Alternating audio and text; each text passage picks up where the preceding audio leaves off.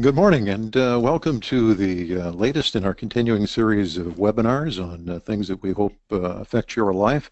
I'm Kevin Peckham from Full Compass and FTW, and we've been doing quite a series of webinars here, and today is a very meaty one. I'm going to enjoy this one as well because we've assembled a team of experts from Shure to help you through a lot of the detail and a lot of the very practical applications of what all this UHF spectrum auction stuff is all about and what that will mean to you and how it could affect your business.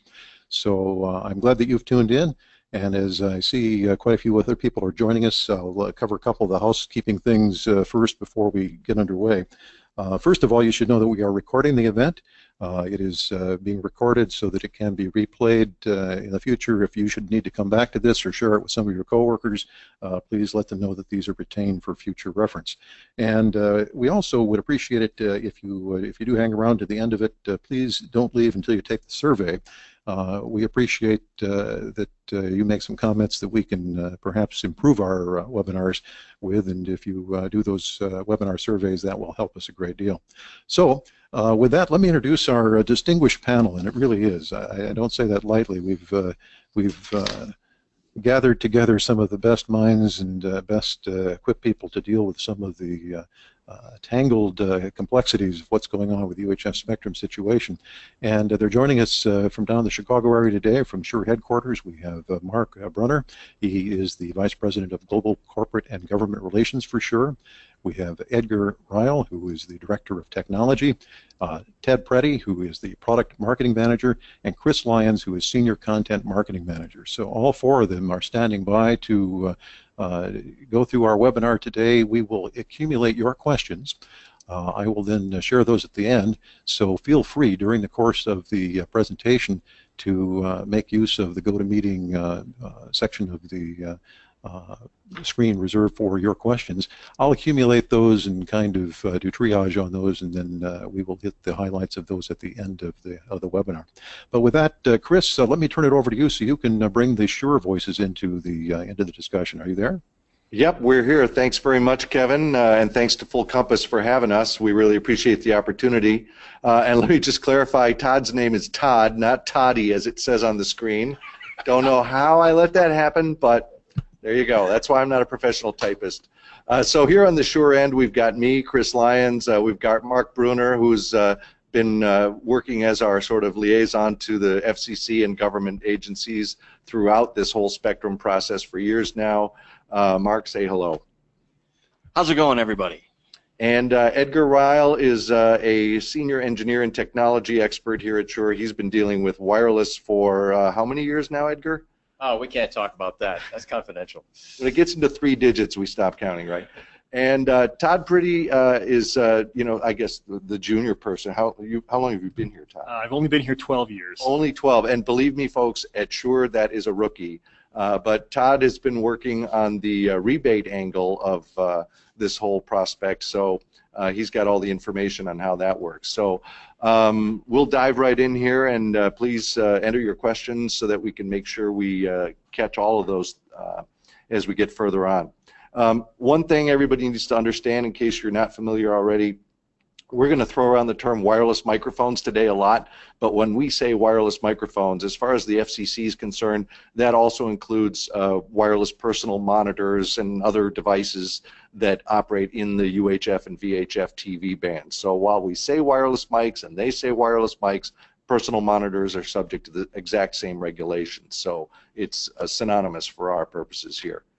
There are several wireless mic frequency bands that are available for wireless mic operation. It's only 4 or 5 of them that are actually popular in the last 20 years or so, and by far the UHF TV band is the most popular. So most of the wireless mics made in the last 20 years or so operate in the UHF band. Prior to that, VHF was the most popular, and there are increasingly other bands outside of the TV band that are available and usable, like the 900 megahertz band, 1.9 gigahertz band, 2.4 gigahertz band, and there are even some others that are on the horizon now that I think you're going to see. And there are advantages both to being in the TV band or to being outside of it. We'll talk a little bit about that. The UHF band is where really the action has been as far as this auction process has been. And before the transition, the TV band is currently and has been 470 megahertz up to 698 megahertz, and that's shared by DTV stations, wireless mics, as well as other newer devices on the horizon, which you've heard the term white space devices probably. They also share the TV band as well. After this whole post-auction transition is through, then the UHF band will be limited to 470 to 614 megahertz, and between 614 and 698 is going to be devoted primarily to mobile data providers, mobile broadband. And so the transition of getting the TV stations out of that band and other users is part of what we're going to be talking about today. So let's zoom in a little more detail here. So this is how the UHF TV band is laid out. Just in case some people aren't aware, in 13 cities in the U.S., certain TV channels in the lower part, 14 to 20, are reserved for public safety communications. So if you're in Boston, you're not supposed to be using TV channel 14 or 16 because those are reserved for public safety. In Chicago, it's 14 and 15. Usually in most cities, it's only one or two. I think Los Angeles is kind of the exception there. They've got 4 channels allocated for public safety. But in the rest of the country, those TV channels are either used for TV stations or they're open for wireless microphone use. Unlicensed wireless mics can operate on any of those channels that are unassigned with a power level up to 50 milliwatts maximum. White space devices are also allowed to use those channels. Those are directed by a central database that tells them which channels are open and which not. Channel 37 has always sort of had special status. Edgar, maybe you can, give us just a quick summary of what's special about Channel 37. Well, Channel 37 has historically been used for radio astronomy listening, and in recent years, the FCC also opened it up for use by wireless medical telemetry systems. So they've come in that band. Mm-hmm. And all of that operation happens at defined locations, either those big dishes out in the desert or a hospital that's using them. So they're all listed in a central FCC database. So the FCC knows where those locations are. That's correct. But the important thing is wireless mics are not allowed to use channel 37. That's why the green bar stops there at 37, and none of our products go into that band. So then the area above that, 614 to 616 is a small guard band. Then the 2 black areas there from 616 to 653 and 663 to 698, those are going to be the uplink and downlink bands for new mobile data services.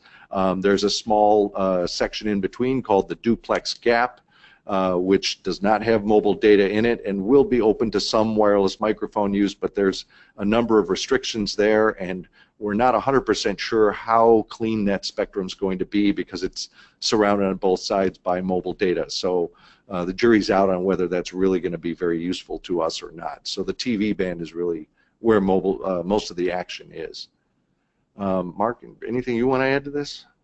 No, Chris, I'd just like to state that in the reduction of spectrum from the auction, the Commission was looking for ways to maintain some portions of the 600 meg band for wireless mic use, both licensed and unlicensed, as well as for white space device use. So that's the reason for the new allocation in the duplex gap, but there'll be some changing technical rules there, so equipment providers probably won't have new equipment tuning to the duplex gap for a little bit of time.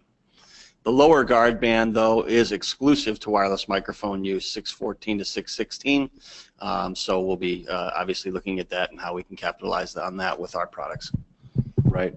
And just as far as timeline goes, it's probably a good point to note that while this auction thing has been going on for years in the planning stages, the actual these numbers as far as what spectrum limits start where and end where, that's all very recent, right?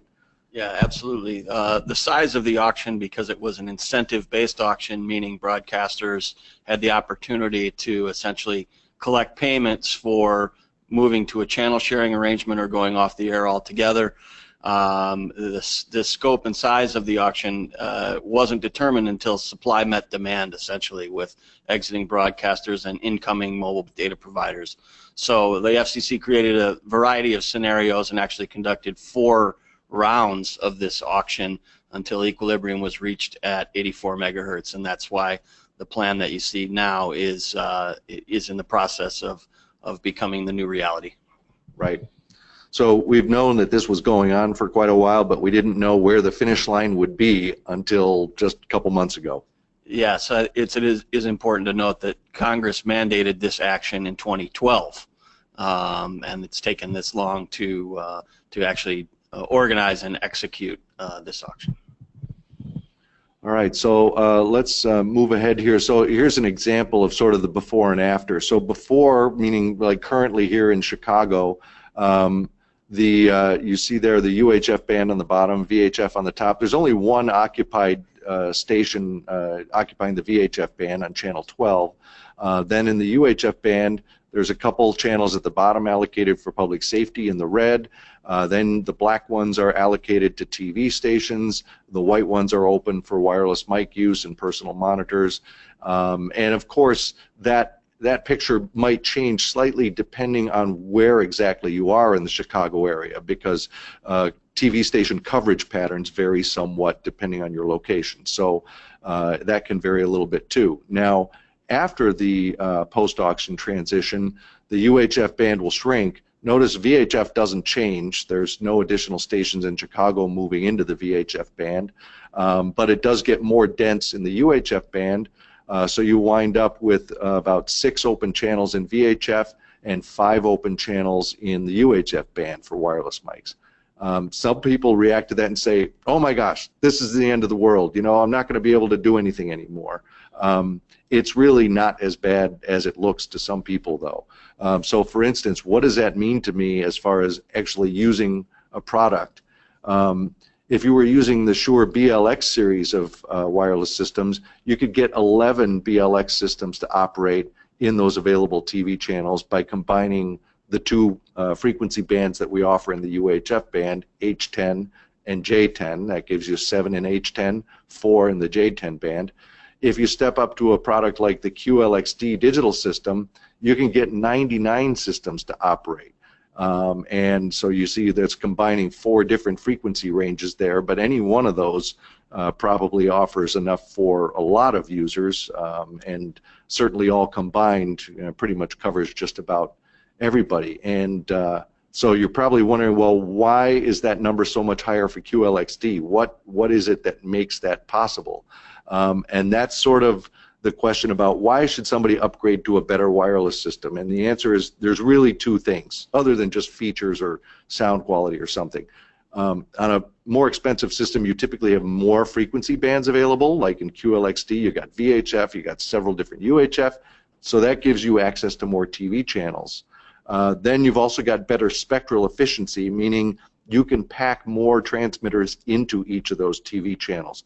So the combination of covering more ground and being able to stack them closer together means that you can get a higher number of them on the air.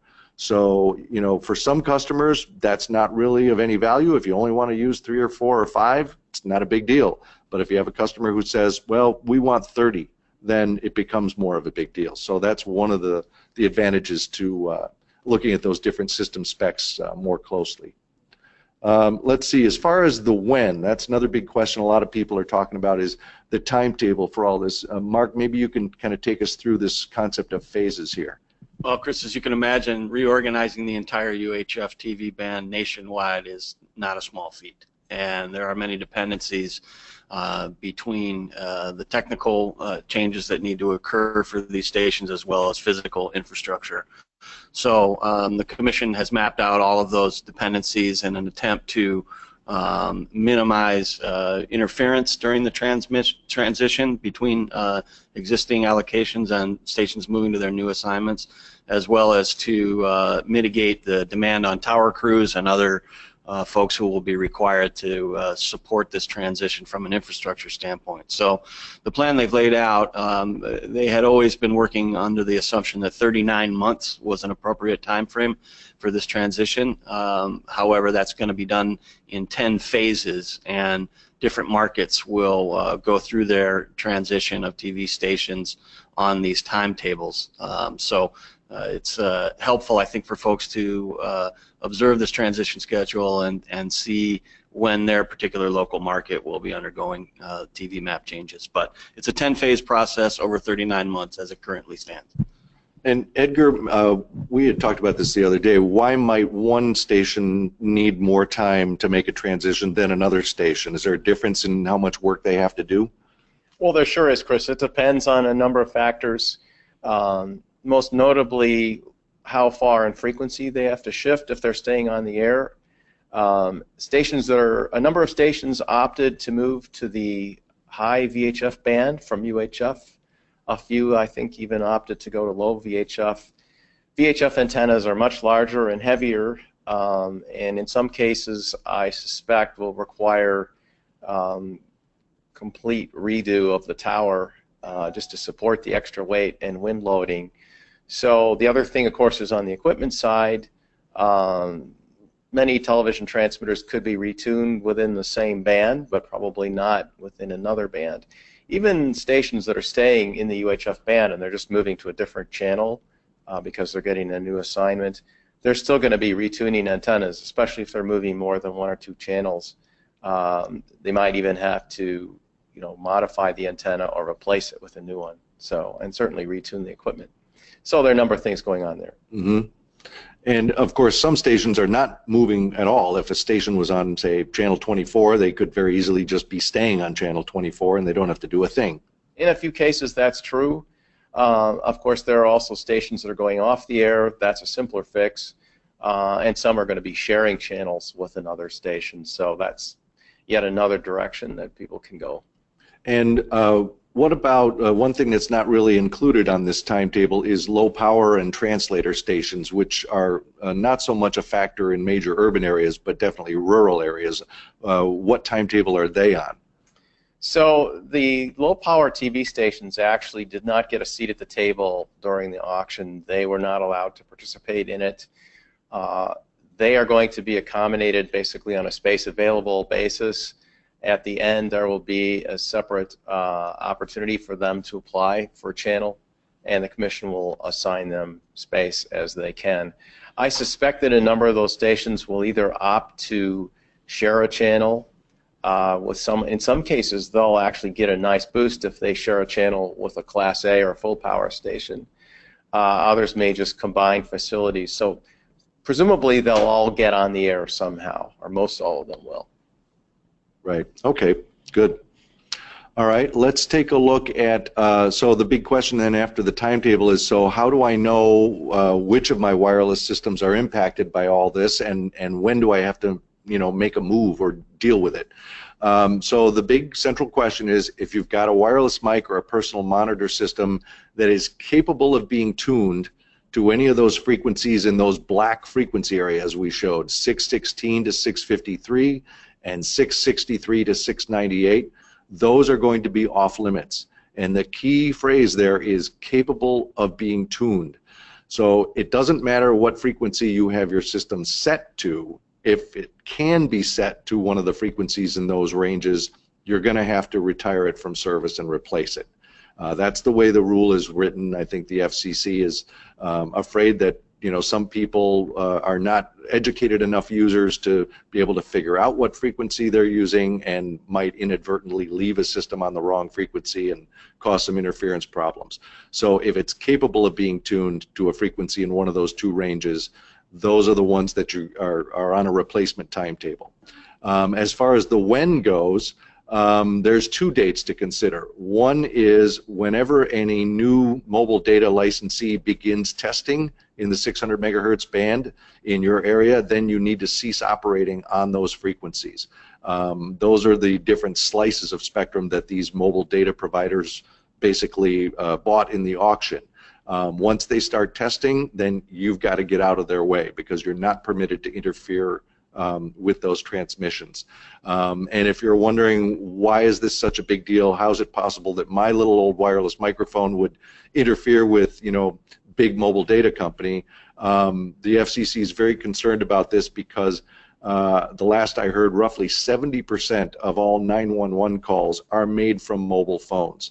So keeping this spectrum clear and available to those mobile phone users is a critical importance to the FCC. And then regardless of when those licensees start operating in your area, the drop dead date is July 13, 2020. Even if they don't get to testing before that, you still have to stop using those systems by July of 2020. Let's see, so those are the two big things about the what and the when. So then the question becomes, well, how do I find out, what's going on in my area? To do that, you want to consult one of the FCC approved databases that serve both wireless mic users, white space devices, and other users, and that lets you plug in your position either in latitude and longitude or street address, and then find out, number one, what are the active TV channels, active TV stations in that area in terms of coverage patterns. So in fact, Edgar, maybe you could give us a quick schooling on how those coverage patterns may or may not interact in different areas. Well, Chris, one of the things that the Commission tried to do to help the spectrum shortage, or crunch as some people call it, in the face of the outcome of the spectrum auction, is in the old rules, we were prevented from operating on the same channel as an operating TV channel by a fixed distance of 70 to 80 miles, basically depending on where you were in the country. And the problem with that rule is it really didn't have any grounding in reality in terms of whether there was actually a TV signal available at a particular location to be picked up. Because coverage depends on a lot of different factors. It can depend on terrain shielding, it can depend on antenna height, transmitter power, directional pattern of the TV station, etc. So when the Commission started opening up the television band for operation with white space devices, they controlled those by means of these databases that you mentioned, and those databases actually reflect the actual coverage patterns of TV broadcasters there. So the FCC decided to go ahead and make the same arrangement available for wireless microphones. So basically you can operate up to about 4 kilometers from the protected contour of a TV station, and that's reflective of the actual area that the signal is available for viewers to watch. And when you put your location into one of these databases, you effectively get a map that shows you the overlay of all those coverage patterns, and some of them are perfectly round, some of them are, oddly, irregularly shaped, and you'll be able to find out, where am I, who's overlapping me, and what do I need to avoid or not avoid. And so changing your location by 10 or 15 miles can make a big difference. As a matter of fact, Chris, even changing your location by a mile or two could make a difference. I'd like to suggest that people put in their location coordinates as specifically as they possibly can. Ideally, actual coordinates, but otherwise, at least your street address will give you a more accurate read on this. A zip code is much too big of an area to use. Yeah. And the reason that there's a check mark there by the Spectrum Bridge database, I've looked at all of these, and they all have the same information, the same data in them. It all comes down really to the user interface, and I think Spectrum Bridges is a little bit more user-friendly from a wireless mic user standpoint as to showing you what channels you can use. Some of the others are sort of a little more focused on the perspective of a white space device manufacturer, which isn't really our main concern here. So I would start at Spectrum Bridge, but feel free to check them all out and see what they look like to you. Okay, so if you're talking about, well, okay, we've got a dozen wireless systems, or I know my client has some, how do we find out what frequencies they've got? Because we all know that if you call a typical church or a high school and say, what frequencies are your wireless systems on, they would really have a tough time answering that question because they probably don't know. So on our Incentive Auction Resource Center page, which is shure.com/incentive auction, we put a couple of videos up there. One is just sort of a backgrounder that describes this situation, and another one shows you on Shure products how do you find out what the frequency range is? Because it is on every transmitter and every receiver, so we try to make it as easy as possible to go and find that frequency range info and then say, oh, okay, this one's affected, that one's not. Now I know what I'm dealing with here. So definitely feel free to check that out or send your clients there to check it out. And then from there, the next question becomes, okay, well, if we've got to replace some systems, what do we buy?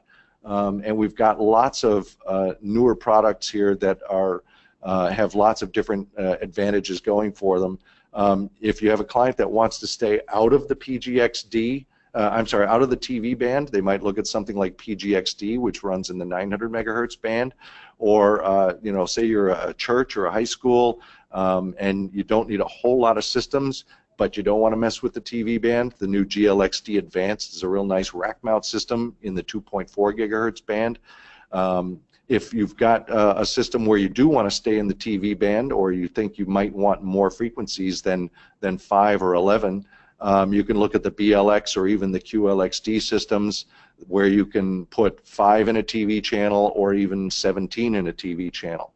And we should also note that for your power users, if you think about 17 systems in one TV channel, if you get 3 or 4 empty TV channels, you're talking about a lot of wireless systems there. We've found that most customers are using fewer than 20. But when you get into a professional theater maybe, or somebody like that, they might need higher numbers. So we've even got higher end products like ULXD and Axion Digital that can even go into high density mode and give you literally hundreds of systems.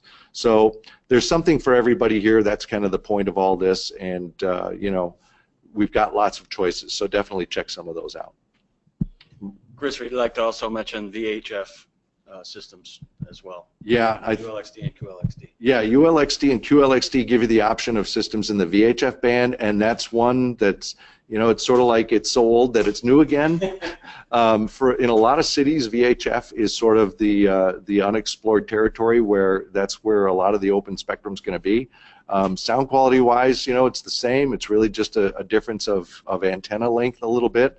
And even that is a lot shorter than it used to be, because we used to, you know, if anyone is familiar with old half-wave VHF antennas, were, you know, close to 3 feet long. It's not like that anymore. So definitely give those VHF products a look, especially for your power user customers. Another thing that's a very useful tool if you're trying to figure out, well, how many can I get of each product to work? Wireless Workbench 6. I can't talk about Wireless Workbench software enough. It's our free software that lets you plan and coordinate your wireless installation, both with your Shure products as well as other manufacturers, because we know a lot of customers are using a mix of brands. But you enter in what you have, you enter in the TV channels that are occupied, and then tell it what frequencies should I be using, how many can I get, and Wireless Workbench will tell you an accurate plan. So it's really worth downloading that as a planning tool, if nothing else. It gives you lots of great information. So then, Todd, now we start getting into your neck of the woods here. So people have decided, okay, we know we need to replace some systems, and we kind of know what we want. Here's where the rebate comes into play. So tell us about how the rebate works. Yeah. So just, you know, given all of these recent changes related to the 600 megahertz spectrum, we recently launched a wireless rebate program. And from a real high level, how it works is, you know, first you buy new qualifying Shure wireless systems. Next, you send in the same number of 600 megahertz systems from either Shure or competitors. This can enable you to a rebate of up to $500 per channel, depending on what it is you purchased new. You know, for more information, you know, including how to check out if your product is eligible, the specifics of the, you know, the terms and conditions, please make sure to check out shure.com/wireless rebate. But it's we've got a pretty interactive rebate submission form and process, wherein you can, you know, quickly kind of call up what you have and determine whether or not it's eligible, and it'll kind of calculate for you exactly how much money you may be eligible for based on the number of systems you've purchased. So as specifically as it relates to the rebate, though, from the products we offer that are rebate eligible, as you can see here, the rebate per channel amount ranges from $50 on some of our entry tier products like BLX or FP, all the way up to $500 a channel on some of our top tier stuff, including Axient Digital, which we launched to the world recently back in April of 2017. That product is not yet shipping to the marketplace, but when it begins shipping later on this summer, it will also be rebate eligible. And again, just to reiterate, when we say systems, we are referring to a matching amount of receiver channels to transmitters. So, for example, a single channel receiver and a single transmitter would equal one channel system. A quad receiver plus 4 transmitters equals a 4-channel system. And similarly for in-ear monitors or our PSM products, you'd be talking about a dual-channel transmitter and 2 receivers. That would be a 2-channel system. So, but again, for more specifics and details, please check out Shure.com/wireless rebate. And the rebate program itself, kicked off on April 17th, so about 5-6 weeks ago, and it runs through April 30th of 2018. So we're really planning a 12-month window for this rebate program. Yeah, so definitely worth checking out, because for a lot of customers, this is a significant savings and can really, ease the transition into some newer and better products too. So the bottom line is, so what do I tell my clients if I'm an installer, or what do I tell the stakeholders at my church or my school or my business or wherever when I go to them and say, look, we're going to need to consider buying some new wireless, and they were probably going to look at you and say, what? Why? So here's what you want to say, that first of all, the FCC has changed the regulations that govern the operation of our wireless mics and personal monitors. Some of the systems we have will not be legal after the transition period, and if we keep operating them, that could result in a fine from the FCC, which nobody wants to have to deal with. So now is the time when we want to identify the stuff that we have that's impacted, figure out what's the best system to replace it, and act so that we can minimize the cost by taking advantage of any rebates that are available, and also create a plan that minimizes the downtime. You don't want to wait till the 11th hour on this when you maybe can't get the exact product that's right, or maybe you don't have all the components that you need to make a quick and easy install. You definitely want to remember that, if you're changing frequency bands, you might need to be replacing an antenna, or maybe moving to remote-mounted antennas instead of, receiver-mounted antennas. So all those logistics come into play too. But definitely sooner is better than later to get all this done here, definitely. And so that pretty much covers just about everything we wanted to say, but we know that people have tons and tons of questions about this, so we want to take those. Just a couple of contact points here. If you've got specific questions about the rebate, you can send us an email at 600rebate@shure.com, or give us a call at that 800 number. Or if you've got technical support questions, if you haven't already, you definitely want to hook up with our tech support group. They're fantastic, at support@shure.com. or 847-600-8440. They're happy to answer questions about product or frequency planning or whatever it is that you've got. So, Kevin, how are we doing as far as questions go? Well, actually, a lot of good ones have come in, and as excellent as the slides and the presentation was, remarkably, there are still some areas where people have questions that I don't think have been covered. So we'll tackle a couple of these. What? I'm shocked and disappointed. Well, we have been through a few of these, and sometimes you think you have heard all the good questions, and people keep coming up with new ones. Here's one I haven't seen before. Someone wrote in and wanted to know a very practical application, a very practical question. When I send in my old wireless system, can I keep the microphone head? Example, if they've got a KSM9 head on there, they would like to not have to trade that in. What's the situation on that? Todd, that's your ballpark. Yeah, as long as it's obviously removable, they're absolutely not required to send in the head that they use today, so they can keep that for their future inventory of product. Yeah, that's sort of a hidden way, a hidden off-menu way to save some money on all this. Absolutely. If you've got a wireless system with an expensive mic head, keep the head, and then buy your replacement system with an SM58 or something, more affordable, and then just put the KSM9 or KSM8 head on the new one and go from there. So yeah, we're interested in taking the transmitters and receivers out of circulation, the microphone heads, the lavalier mics, the head-worn mics, that's not what we care about here, so you can keep those. Yeah, and a lot of value in those, actually. If I return a combo system that has one receiver and two transmitters, and I think we did cover this, for example, a body pack and a handheld, does that count as one channel or two? And I think you guys addressed that. That's a two-channel system, correct? It would be dependent on if it's a multi-channel receiver or not in that scenario. So if it's it's a one-to-one ratio of transmitters to channels. So if it's a dual channel receiver and two transmitters, that would be two channels, obviously. But if it was, if it was a single channel receiver and two transmitters, that would count as one channel. Of course, makes sense. They have to be receiver-transmitter pairs. Then some of the other questions we've come in, some of these we've touched on, and some of these are very specific to certain markets. There was a fellow that wanted to know where he could go to get information on what's happening in New York City, for example. So we certainly aren't going to put up illustrations of all the cities across the country, but where could they go find that information? And actually, let me couple two questions. We'll try and address two at the same time. Another question came in about where they can find out where their market is in terms of which phase it's in. So basically, where can they go to find out information about where the stations got reassigned and what phase they're in terms of the transition? So I'll attempt to answer that one. The FCC has a web page with technical information on the incentive auction that you can go to. The shortcut for that page is fcc.gov/incentive auction. That takes you to that incentive auctions landing page.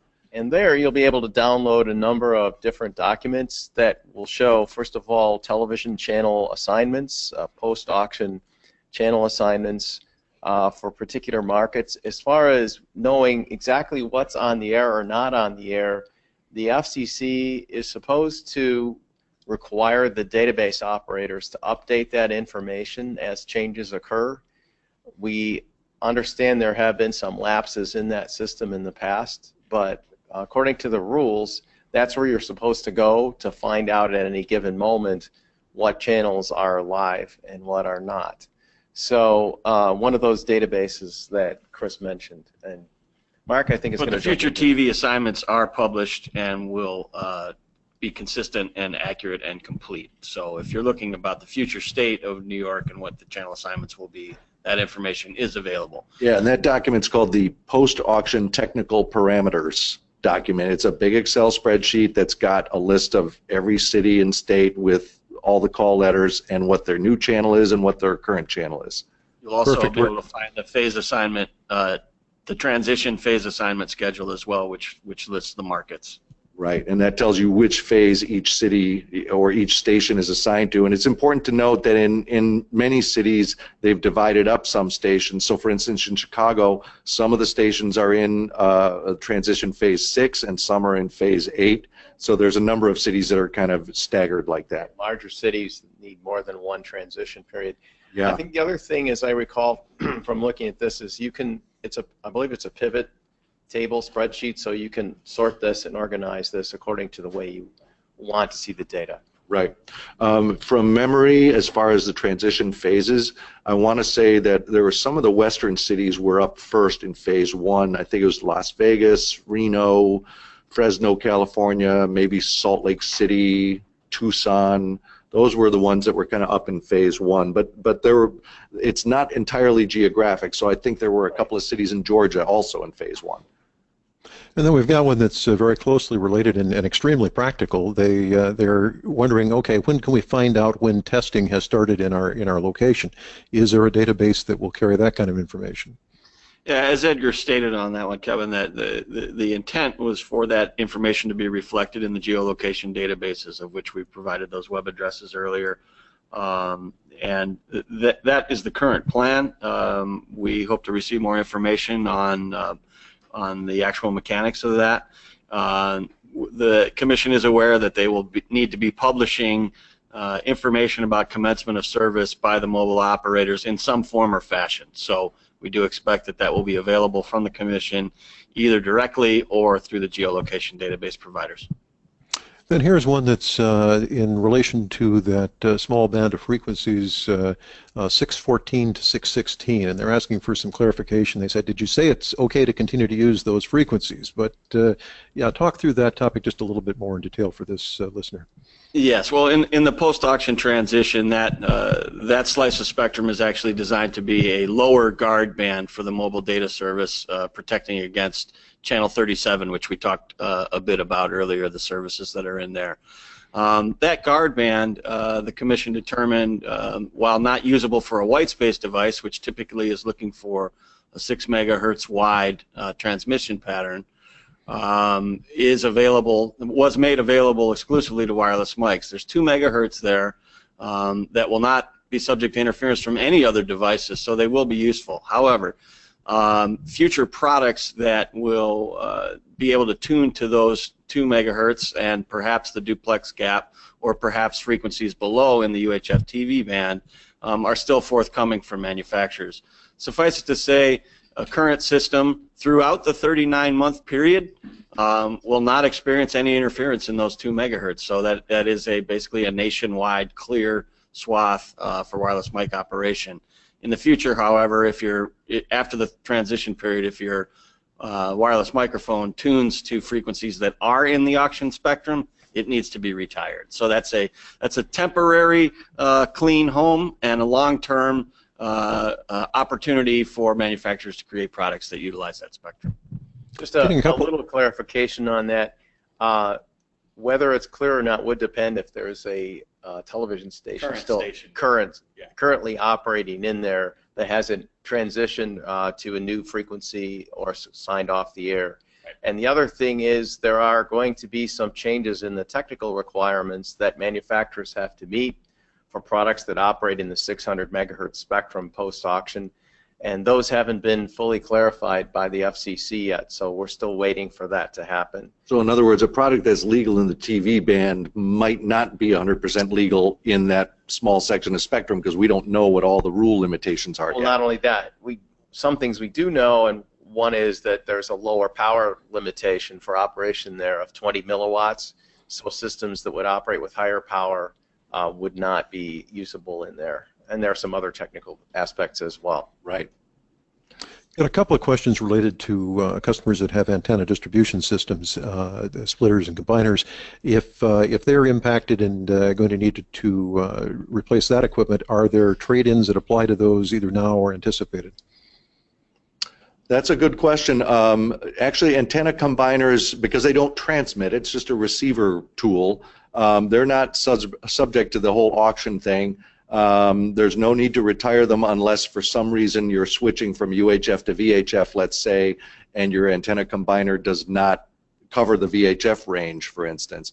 But you know, assuming that you're just moving from one higher UHF band to a slightly lower portion of the UHF band, you could probably keep the front end of it, the antennas, the antenna combiner, and so forth, which for people that have installed directional antennas, you know, would be kind of a headache to deal with, so it would be nice if they didn't have to handle that. Most of those combiners have very wide frequency coverage range. You can look at the technical information for that, or if you don't know it, you could contact our applications group and they could help you with that. But most of them cover the entire UHF band, and so there really wouldn't be any action required there. Right. Then this is the kind of question that usually does come up, especially now that we've had a couple of major readjustments in the FCC over the last 10 years on spectrum, and it does keep shrinking. So we've had a couple of people ask questions, and I'll choose one of these here. This is representative. Is it logical to conclude that the FCC auctioning off 700 megahertz band and now the 600 megahertz band, is it logical to assume that they will eventually get around to auctioning off the 500 megahertz band also in the next foreseeable future? So a couple of comments on that would be perhaps set that listener's mind at rest. And while it's impossible to predict the future, I would answer that question this way. We've had 2 auctions of the UHF TV spectrum. The participation in terms of stations going off the air in this particular auction was probably fewer than some may have anticipated. Therefore, indicating that the mobile companies are looking at all of their spectrum options, of which they've been granted recently some interesting new ones for the pursuit of 5G technology and much higher frequencies. So this is really a market supply and demand situation, but we also learned from this exercise that there still is a robust over-the-air television market. So it would require a dramatic change in the economy of over-the-air broadcasting and continued increase in demand for mobile broadband outside of the new options that have actually been presented. So a future auction in UHF is probably a long way off. Here's another practical one. If I return a wireless mic and receiver but buy a personal monitor system, will I be eligible for the rebate? So can you mix and match between trading in wireless mics and ending up with a personal monitor system? Yeah, you sure can. Again, it's as far as the rebate amount is concerned, it's dependent on what you purchase new. So you buy the new gear that is eligible, and you send in, a corresponding really anything. It can be, doesn't even have to work, as long as it potentially would be tunable to that old that range we talked about, 614 to 698. Those pockets within that we talked about.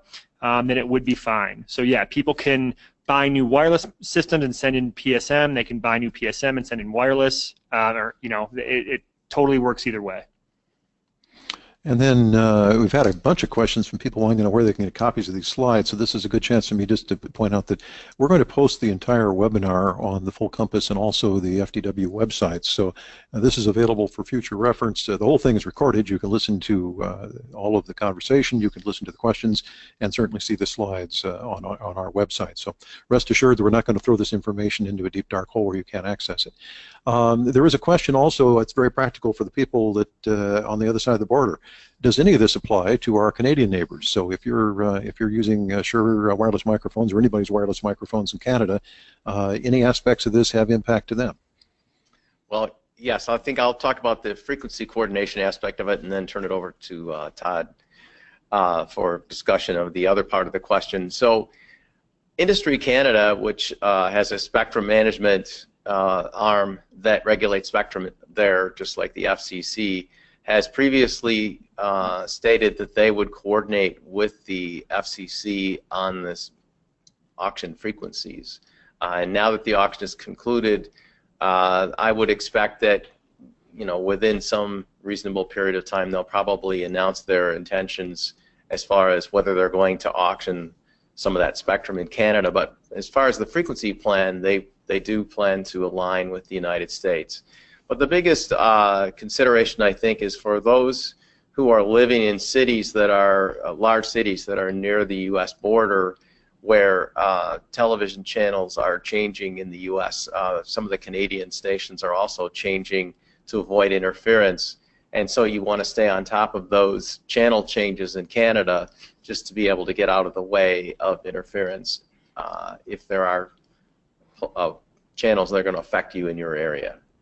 From a rebate perspective, the rebate offer is available only to original end user purchases in the United States. So products need to be purchased from Shure authorized dealers or retail stores, based out of the U.S.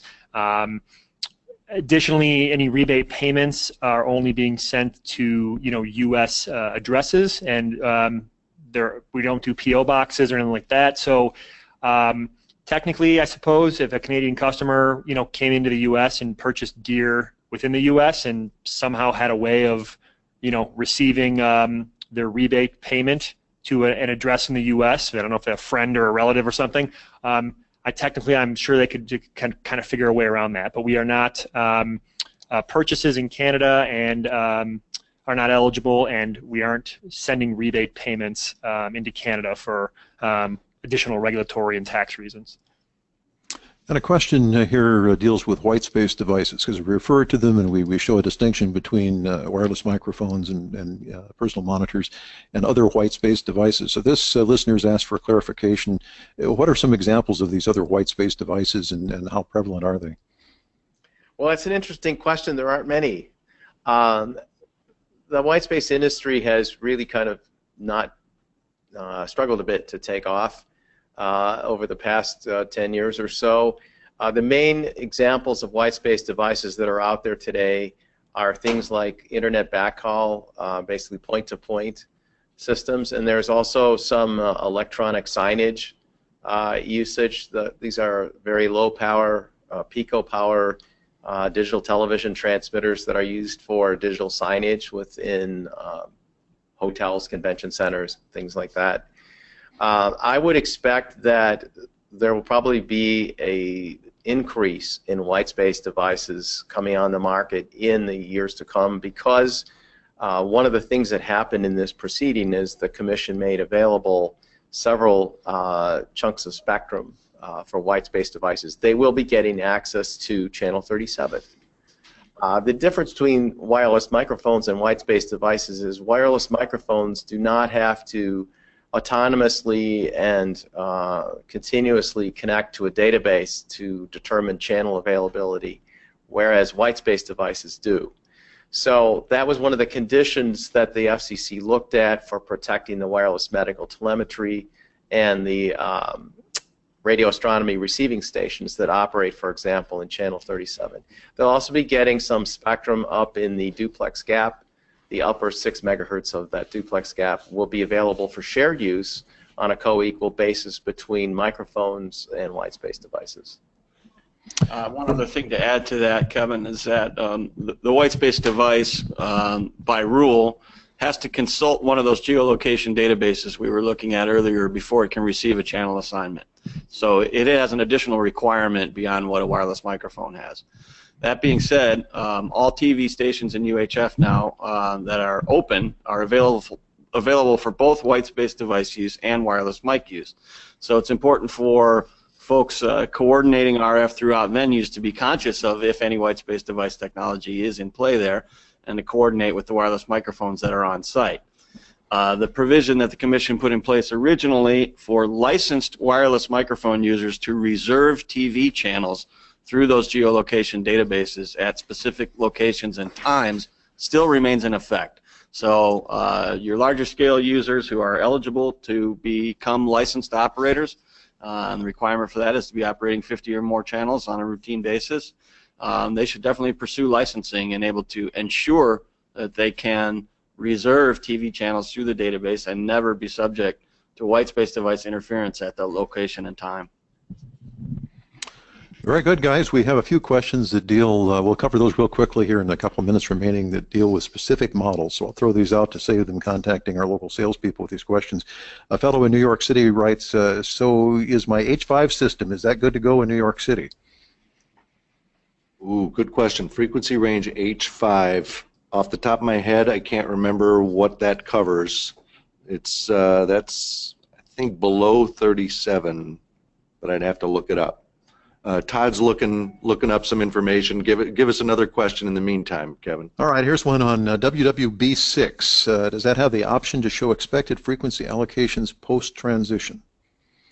Not yet, no. In fact, I was just talking to Sam Drazen yesterday about this. Wireless Workbench 6 software pulls its TV channel data from the approved FCC databases, so it can't look forward into what's going to happen. It only knows what the current situation is right now. However, once you have done a little bit of research in some of those FCC documents about a particular market, you can manually enter channels and tell Wireless Workbench, okay, here's what the channel picture is going to be in city X or city Y. Now do your planning based around this. And then you can save that information too and recall it later. So if there's 2 or 3 different markets that you deal with, you could enter the TV channel map there and then save it and then do frequency coordinations based on that anytime you want. And then here's another one with system in mind, Microflex. So the question is simply, where does Microflex wireless fall in the frequency spectrum? Oh, that's a good question. Yeah, Microflex wireless falls in the 1.9 gigahertz spectrum. Some people call it the DECT band. So it's totally outside the TV band. So you don't need to worry about auctions or coordination with TV stations or anything. But the only things that are of any concern with MXW are some types of call center headsets also operate in the decked band. So if you're using MXW in an environment like a Fortune 500 company that's got a big travel agent center or call center there on an adjacent floor to a meeting room, you'll want to do a frequency scan and make sure you avoid that. But the system does automatically detect and avoid which channels are open in that band and find itself a clean parking place. Yeah, MXW is a great option for installations that you want to avoid any of these complications from transitions in the UHF spectrum. Back to the question about H5. I mean, technically, yeah, that operates 518 to 542, so that would be, that would be below the impacted area by this spectrum auction. It's, I guess, not. We can't say here definitively, based on where he is, specifically when that is going to be impacted or how it's necessarily going to be impacted, at this point. We'd have to look up which TV channels in that range are going to be occupied. Exactly. We don't have access to right now. But technically, right now, at a starting point, that band will not be directly impacted by the spectrum going away by 600 megahertz. Right. But it would depend on all the repacking, how that's happening on a market-by-market basis. But you could easily contact our support group and say, here's where I'm located, here's what I've got, what's going to be happening, is it still going to be useful afterwards? Absolutely. And they could look that up for you. I would scan more, scan early enough. Yeah, right, scan early and often. Just like voting. Thank you, guys. I think that's a pretty comprehensive look at it, and as we accumulate any additional questions, I know who to contact here to get some answers for people. But thank you all for joining us. Certainly the listeners have written enough comments here thanking us for the information that I have a feeling that we probably did fill some gaps in understanding that this has been kind of a confusing process because there was such a long period of hey, it's coming, but we don't know the details. So it's very nice now at this point that things have moved along and there is clarification, and we will see things roll out in a, I don't want to say orderly, but at least in a predictable fashion as stations go through the different phases. The thing that I would encourage everybody to do, though, is to understand it's a moving target. Between now and the completion of the transition, stations are going to be moving into different areas that they've never been before. So as was said a few moments ago, scan now, scan often, and we always used to use this in two-way radio. It's like before you talk, listen, find out what's there first, and the same goes with wireless mics. It always helps to scan and see what's in that region before you light up. But I think as this goes forward, we'll continue to gather some good questions, and a practical aspect of this is certainly how to manage all the interesting rebates and take advantage of these opportunities. And our salespeople here are certainly up to speed on that topic, and I encourage Full Compass and FTW customers to call in and talk to their local salesperson to get the detail on that and how to take advantage of it. Gentlemen, thank you very much for joining us from Chicago with all of this, and if you have not already done so, if you're listening and about to walk away, please do fill out the survey at the end of this. That does help us as we plan future webinars, and going forward with these things, some of your suggestions for topics also come into play. And certainly, if you joined us late, or if you have coworkers you want to share this with, rest assured that we are parking this on our websites, and this is available for your future access. Thanks very much from Full Compass and FTW, Kevin Peckham, for the webinar on UHF wireless spectrum. Thank you. Thank you, Kevin.